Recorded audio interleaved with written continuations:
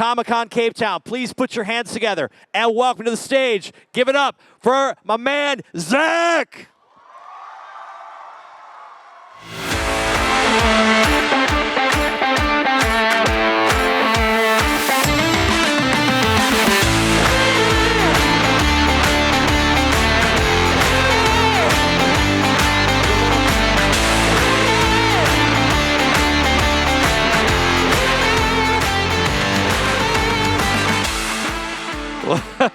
That's a little like wrestling, huh?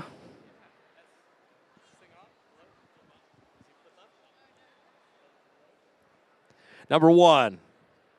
You know, nothing like giving a voice actor a microphone that doesn't work. Yes. Yes. Yes. Oh, hello. Hi. What's up? This is so freaking cool. I've never had an entrance like that. That's unbelievable. You know what? Hang on. Do me a sec. Can we open the doors again? Let's practice that one more time. Yeah. Like, let's do. You got your phone with you? Oh yeah. Hand me your phone and okay. put it in. Yeah. Can you record it for me? Like, look, we're gonna do this one more awesome. time. So it'll give them a chance to practice again. Okay. All Wait, right. do I get to go back? Yeah. Okay. So go. He'll take you back there. Yeah. This Here we way? go. Yeah. Just follow. Okay, we're gonna do this. We're gonna do this one more time. Woo! So that means y'all, and again, I've got his phone. So here we go. We'll start recording now. Here we go. Ready? Everybody say hi. Are y'all excited to see Zach again? All right. Are you back there? All right, here we go. Comic-Con Cape Town, please make some noise for the one, the only, Zach!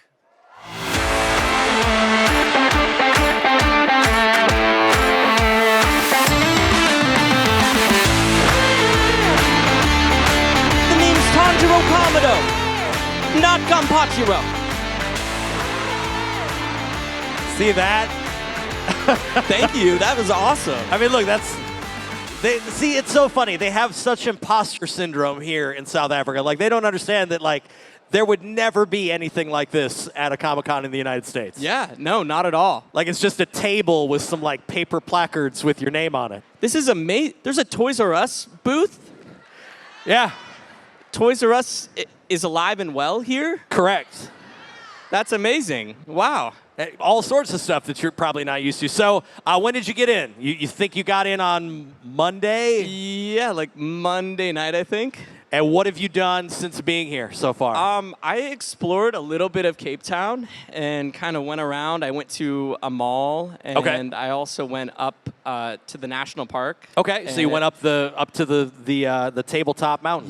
Yeah. Devil's Peak, that whole area. Yeah, it's What'd beautiful. you think about it up there? Super cool. I don't think I would ever get in that cable car that like goes all the way up, you know? Guys, that's terrifying. I'm so scared of heights. Oh, so here's the thing you don't know about that cable car that they don't tell you about in any of the brochures is the floor moves while you go out. So if you like pick a spot so that you don't have to look at yourself going up the mountain, the floor starts turning. It's terrifying. Are you serious? I'm serious, yeah. Right? The floor moves, yeah. Everyone's like, that's the fun part. All right, man. So you've done quite a bit of stuff. How does young Zach get started? Oh wow, like doing voice acting? Yeah. Oh geez. Yeah. So I grew up in Los Angeles, California. I had always done acting stuff, and one day I just kind of fell in love with anime as a kid. I watched a lot of Naruto, Death Note, Code Geass, Bleach. When Netflix dropped their whole digital library, I kind of watched every single anime on Netflix. And then I was like, I want to do voiceover. I started looking into it, classes, trying to audition for things, contacting studios, like sending cold emails and praying for a response.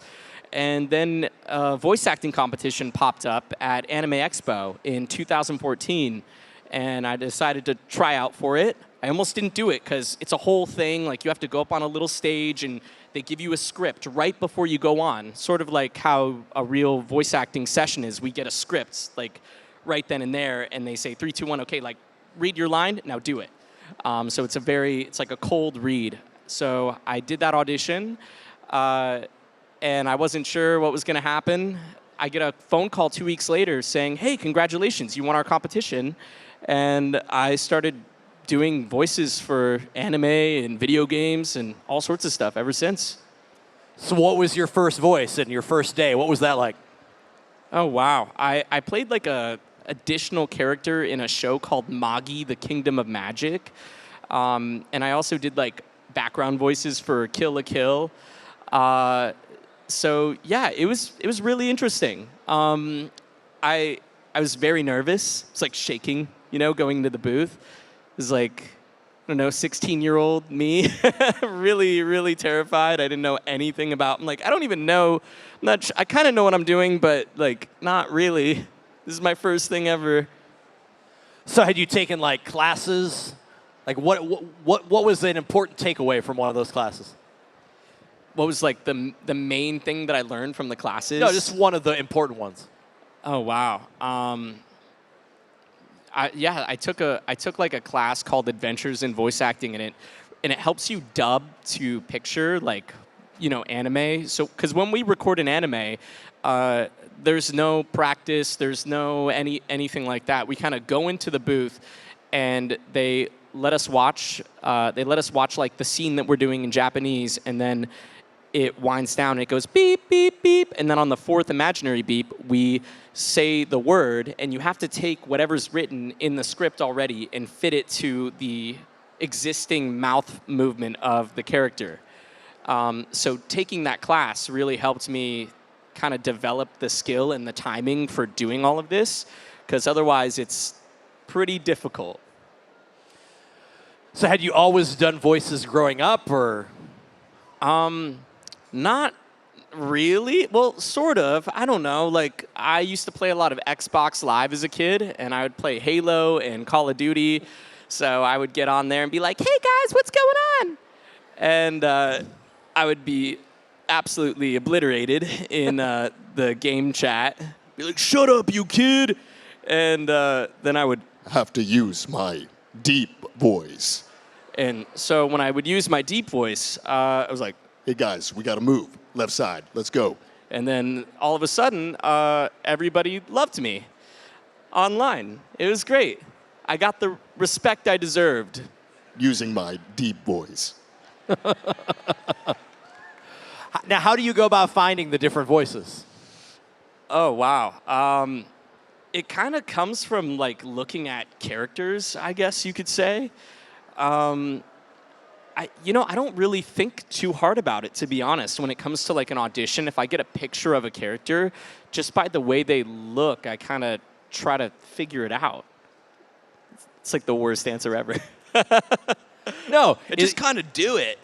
Is there a voice stuck in your head that you haven't been able to use yet?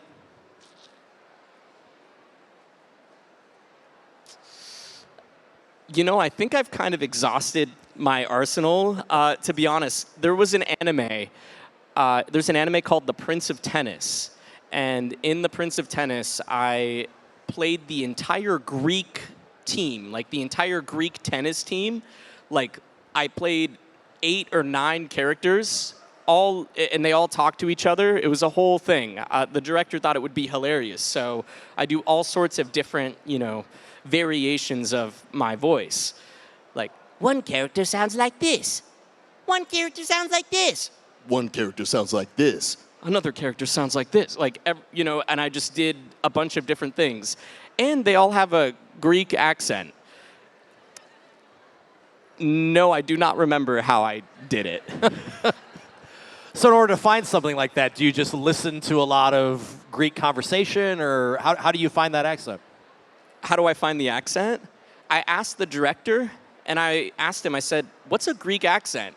And he said to me, honestly, nobody knows what it is. Just do it. And that's how we found it. It was great. True story. Now, are there any vocal warm-ups or things that you do to keep your voice healthy, since your entire career is based on the ability to speak? Yeah, all sorts of stuff. When I'm at my busiest, usually I'm recording 8 hours every day, Monday through Friday, and I'm working on multiple shows. I'll never work on a single show for more than 4 hours. So if I'm working on a show like Demon Slayer, and then I go and work on another show for 4 hours afterwards. It's like back to back, back to back, back to back. I usually have to stay quiet at night. I can't really talk afterwards. I have to drink a lot of tea, and I do a lot of singing warm-ups, which is like the... and I go up and down on a 5-tone scale. I like that. I think all of us together should do some vocal warm-ups with you. What do you think? Yeah, do the lip trill. All right, Sure. walk them through it. Here we go. Let's do this. All right, here we go. We're gonna start.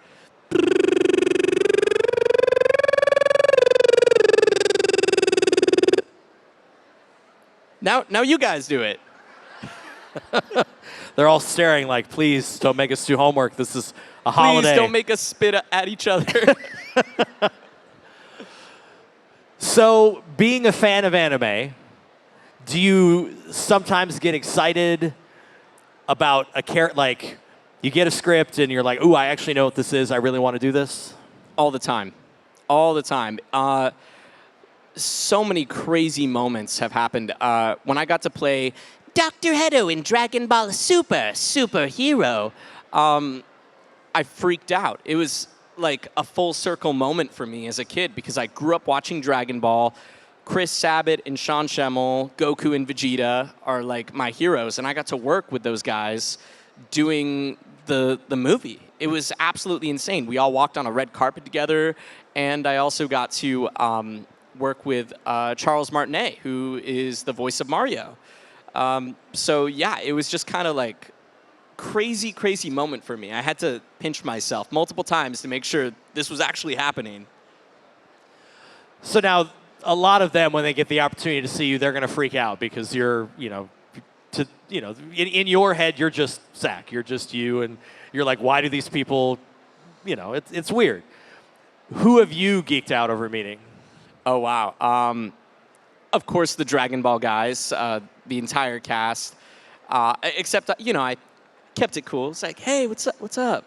What's up? Hey, hi. How you doing?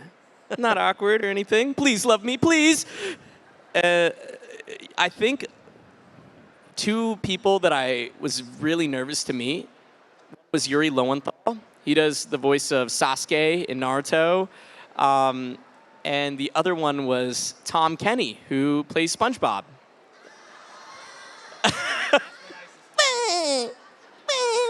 Yeah, no, he's super cool. No, that's kind of the little secret that a lot of people don't know is most of the voice actors that you meet are super down to earth, super nice, lovely people to be with. Is there anybody that you've worked with that has not been that way? Oh, yeah. Perfect. And we will leave it at that. So I'm going to make an assumption. I didn't ask this question backstage, but SAG-AFTRA card, correct? What was the gig that got you your SAG card? Your SAG card is your Actors Guild card in the United States, and it's a really big deal. What gig got you your card? So, this is going to sound so bad, but I actually don't remember. Okay. It was probably it was a smaller show or something. I worked on some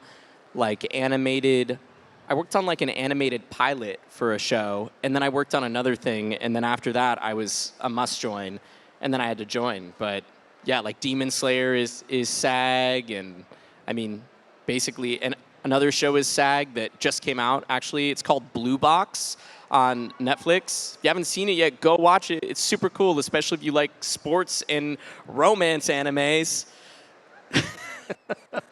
So talk a little bit about Demon Slayer, because clearly, that's the one everybody knows you from. Talk about, getting the script for that, auditioning for that. Yeah, I auditioned for, I remember the casting director, I think I was working on, I think I was just finishing up JoJo's Bizarre Adventure, wrapping that, because I played Koichi in part 4. And the casting director calls me to her office and says, hey, some auditions for, I'm sending out some auditions for a show called Demon Slayer, and I want you to read for it. And I'm like, okay, cool, I'll check it out. I didn't know anything about it. I had no idea.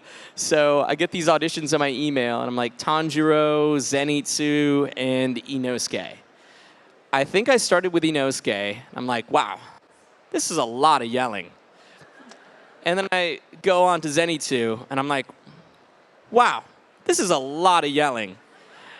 And then I go on to Tanjiro, and I'm like, the nicest, bestest boy. And somehow, yeah, everything just worked out. They called me in a couple weeks later. Oh.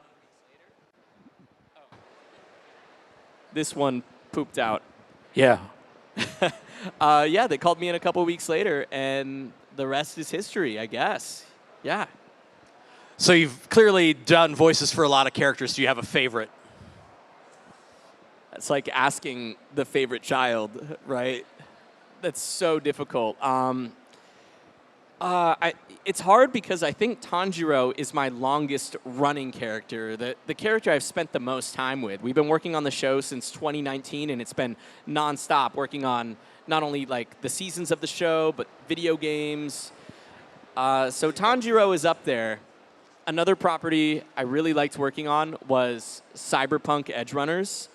I got to play David Martinez in that one, so that was super cool working with the team, CD Projekt Red, absolutely fantastic people. I was in LA, and then they had people in Japan and Poland, and we're all working on different time zones to like record this show, and I just thought that was freaking awesome. Like, it was the coolest experience. Now, do you have a home setup that you record at home, or do you prefer to go into a booth somewhere? So yeah, we work out of Burbank, California. I do have a home setup. During COVID, I actually recorded Mugen Train in like my home setup, like completely from home. Do I like recording from the home setup? Not entirely, because then you also have to be your own audio engineer, and you have to like adjust your levels and do all this technical stuff on the back end. And I like to just read the script and focus on the acting. It makes my life so much easier, especially when your character is someone like Tanjiro, who, you know, he's like thinking something in his head, and then all of a sudden he's like screaming out loud, and there's a lot of dynamics with the character. So that means I have to constantly be adjusting the knob on my audio interface, like down, up, down, up, down, up, so that, you know, it doesn't overload the microphone. But yeah, no, it's nice to work in the studio with everybody. It's great to be back again, finally. So what kind of equipment is in your home studio for those folks that are thinking about starting out? What's the best stuff to get started? Oh, wow. To get started, I mean, all of my stuff is definitely like too expensive. It's kind of overkill. I have like a booth it's sort of like Legos that came from Spain, and they shipped it over, and my dad and we put it together like just these Legos, and we carried it up a flight of stairs. It's kind of insane looking back on it, because I remember carrying like this really heavy glass door up a flight of stairs. Like, it's a long story, but I was sore for 2 weeks after like trying to put this booth together. But if you do want to get started in voiceover, or it's something you're interested in, I mean, I would just get a USB microphone, to be honest. Like, get a Yeti, or just the USB microphone, plug it into your computer. There's a lot of like great technology out there nowadays, and download Audacity or Reaper, or if you have a Mac, use Logic or GarageBand, and just start recording yourself. Looking ahead, are there any goals? Anything you want to achieve? Anybody you want to work with? Something else you want to do? Yeah, there's a show that's like my favorite series of all time, and it's called Avatar: The Last Airbender. And I would love to be a part of that in some way, like put me in one of the animated movies or the next season of the show, and maybe even do some on-camera stuff. Actually, I made a small appearance in a music video, funny enough, recently. So that's to be seen, though. Nothing else. Can't say anything else. Can you say anything about the music video? That it's freaking awesome. Because I'm in. There you go. Hey, man. So speaking of music, we asked some dumb questions here. What was the first music that you bought with your own money, whether it was a CD or a cassette or a record, MP3? The first one that you bought with your money, not your parents' money. So like getting an iTunes gift card. Yeah. Does that count? Sure. Or Yeah. Is that's my own money? Oh wow. Probably like probably like a camp rock song from the Jonas Brothers. Yeah, I think one of those songs. Or maybe The Best Day Ever by SpongeBob. Oh, that's a good one. I was just a little kid. So what advice would you give to somebody looking to get into voice acting? I would say focus on the acting. I think I meet a lot of people who are like, Whoa, that's so cool. I can do a Cartman impression. Wow, that's not that. you know, and they like focus too much on the voice, but focus on the acting.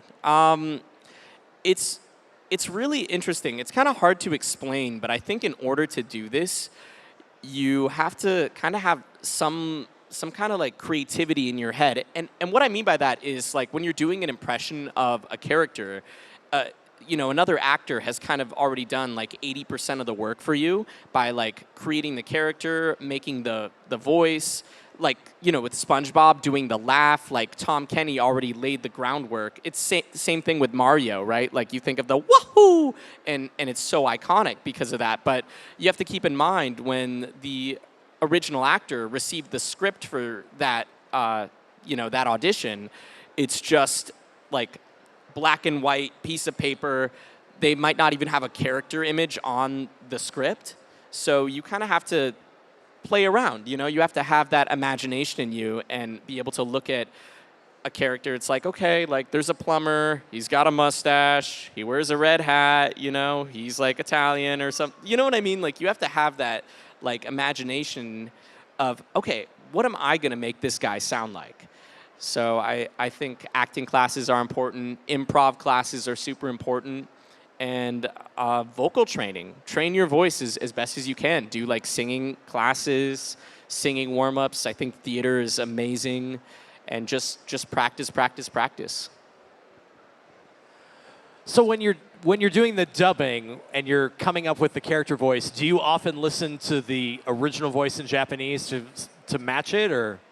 All the time. So I think that's one of the trickiest parts about dubbing is you want to keep it true to like the original actor's performance in a lot of different ways, like tonality wise with the voice, but you also want to put your own flair on it too. You don't want it to be like an exact copycat just in another language, because sometimes I think you can kind of, the acting and the portrayal of the character can kind of get lost in the sauce.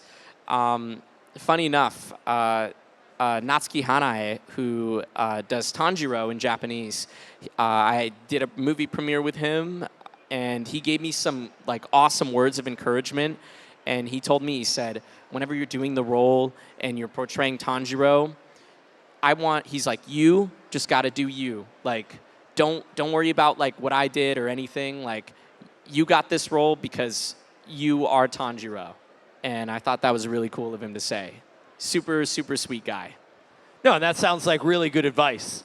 Has there been any other amazing advice you've been given in your career by either fellow voice actors or actors? Yeah, Patrick Seitz, he directed me on Fire Emblem 3 Houses and Super Smash Brothers. I got to play Byleth. And sometimes, like throughout the sessions, when I would work on the game, he would hold up a sign that had really awesome words of encouragement. And the sign said, suck less. So whenever I feel, you know, like I'm not giving it my all or not doing a good enough job, sometimes I think about that sign that he held up, and I try to suck less. What voice would you use to make suck less sound more important? Suck less. That's wonderful. Well, we're here in Cape Town at a Comic-Con. We are all fans of something. What is your fandom? What are you a fan of? Oh, wow. So many things, to be honest. I really like Invincible right now. It's a great show. I like The Boys, too. Boys is awesome. I got to meet Karen Fukuhara. She's so sweet, super, super nice. Oh, my gosh. I can't tell you. I love everything. I love Star Wars. It's what I was raised on. I mean, love the outfit. Woo! It's moving. It's not nerve-wracking at all. Well, hey, so you're here all weekend. You're here every day. Yeah, I'm here every single day. Correct. So if you want to get to meet him in person, we've got photos and autographing happening upstairs on the top floor. So make sure to swing by and say hello. You're going to join us again on the stage the rest of the time. We'll get to know a little bit more about you. Cape Town, do me a favor. Please put your hands together for our brand new friend. And remember, suck less. Suck less. One more time, guys get up so for Zach, much. everybody. Thank you. I'm looking forward to meeting you guys.